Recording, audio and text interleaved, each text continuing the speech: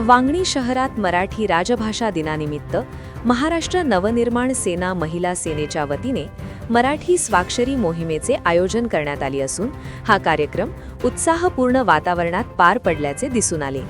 मराठी भाषेचा अभिमान जपत नागरिकांनी दैनंदिन जीवनात मराठीत स्वाक्षरी करण्याची सवय अंगीकारावी या उद्देशाने हा उपक्रम राबवण्यात आला। या मोहिमेदरम्यान नागरिकांना मराठी भाषेचे महत्त्व पटवून देत मराठी स्वाक्षरीचा प्रचार प्रसार करण्यात आला। मराठी भाषा ही आपल्या संस्कृतीची ओळख असून प्रत्येक मराठी नागरिकाने मराठीत स्वाक्षरी करण्याचा संकल्प करावा असा संदेश यावेळी देण्यात आला।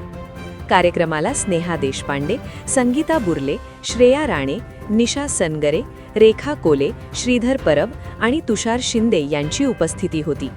कार्यक्रमाचे आयोजन सुनीता परब यांनी केले होते।